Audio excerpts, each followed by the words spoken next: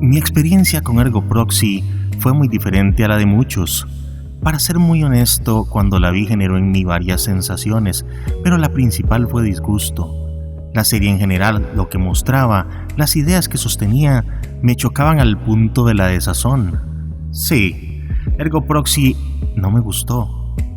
Pero luego empecé a meditar en el porqué, acumulando una gran cantidad de razones como el balbuceo mediático de tramas y el desorden en general de la serie, que estola al aire un montón de información que parece irrelevante, que en realidad no lo es, sumado al hecho de que la serie pareciera no tener la capacidad de explicarse a sí misma, con un montón de información al azar y defragmentada. Precisamente este desconcierto y falta de interés por su propia historia fue lo que me llevó a relacionar Ergo Proxy con este elemento moderno llamado la cultura del next o del descarte, la deconstrucción postmoderna. ¿Pero a qué me refiero con esto? En la serie, Rondó está gobernada por un regente, y este regente tiene 4 entidades a las cuales les consulta todo tipo de información. Casualmente estas 4 entidades tienen el nombre de 4 filósofos: Derrida, Lacan, Husserl y Berkeley.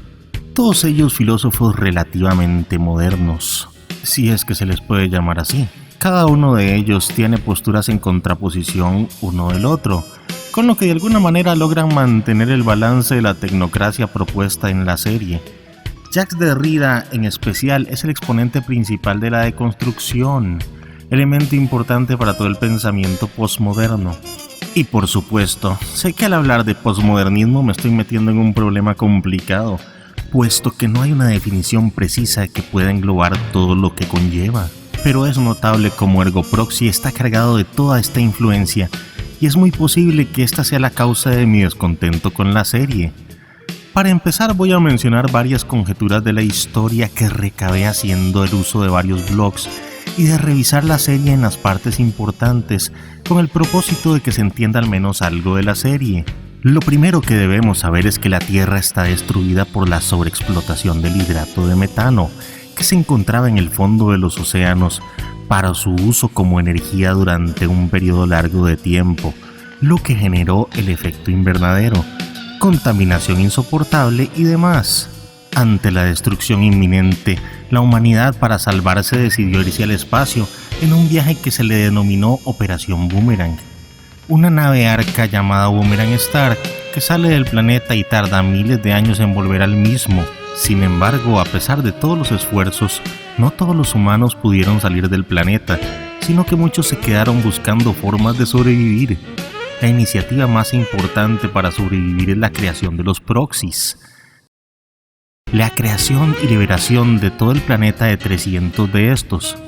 En la serie, los proxies actúan como representantes de los humanos. La primera y más notable diferencia entre los proxies y los humanos es que son inmortales por el uso de las células Armita, palabra que viene del sánscrito que significa sin muerte.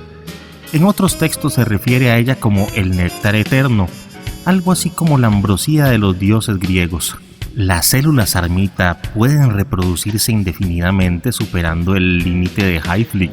Este límite representa el máximo de divisiones celulares de un organismo.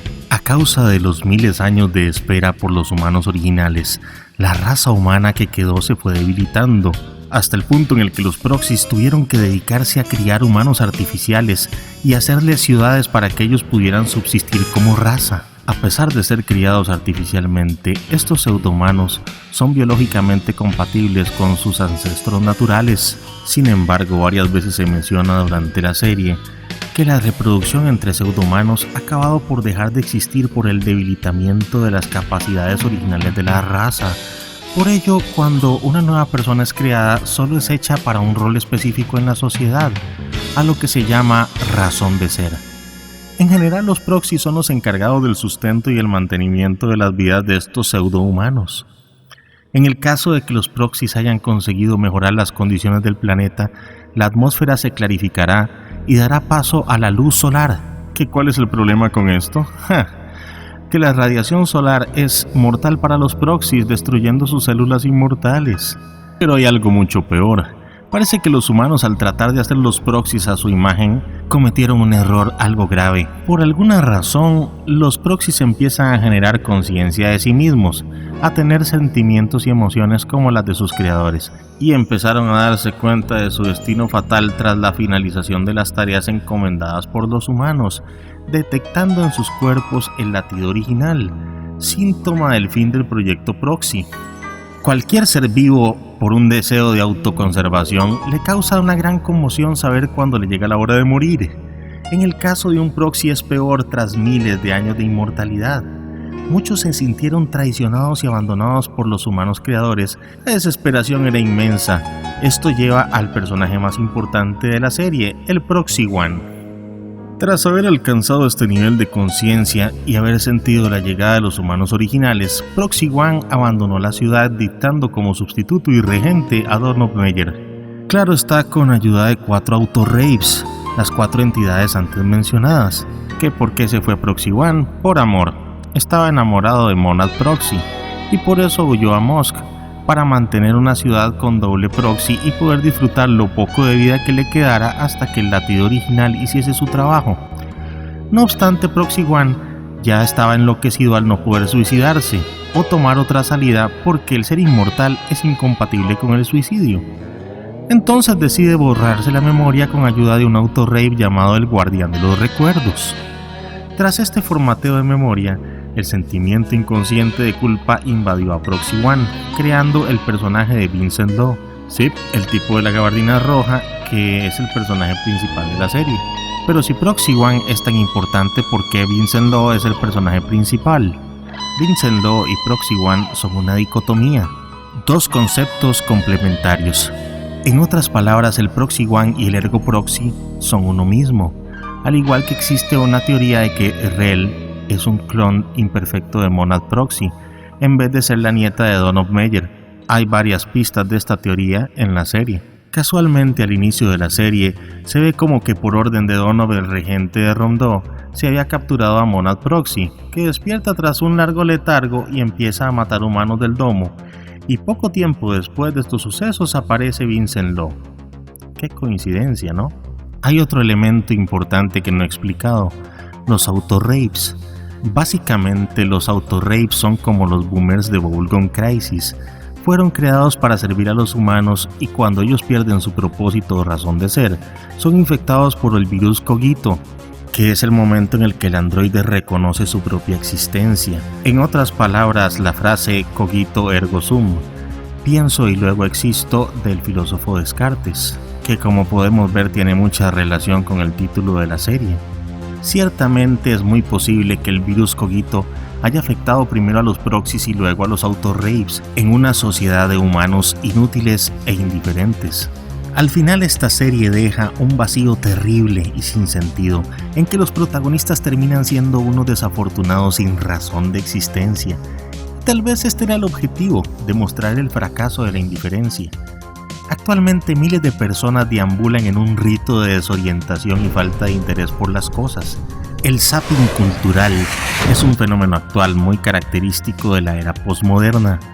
Una sucesión de saltos sin rumbo aparente o predeterminado, una modalidad de consumo que se inició en la televisión inicialmente y ahora en todos los contenidos audiovisuales y artísticos.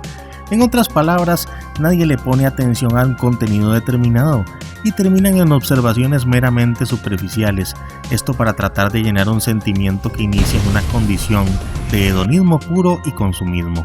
Los hedonistas poseen una tendencia no solo de un excesivo amor propio, sino a la búsqueda del placer y el bienestar en todos los ámbitos de la vida.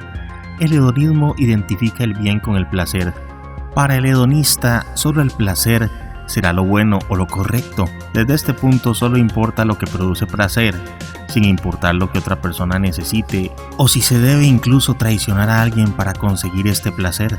Así es como se ha denominado a los millennials, que son una clase de personas que ignoran a otros solo para sentirse bien o para evitar cualquier tipo de corrección o tener que poner el mínimo de atención para algo que requiera algún tipo de esfuerzo al individuo. El scrolling es la nueva forma actual de zapping cultural, y esta acción se realiza con el dedo en dispositivos móviles o tablets, en blogs o redes sociales, donde se pone atención a las cosas de manera momentánea, se descuida lo esencial. En general no hay atención especial por las personas, sino más por un tema de cumplir una norma social vacía. Ergo Proxy no será una serie que tenga un excelente uso del argumento, pero sí posee elementos y contenidos que son dignos de explorar y comprender.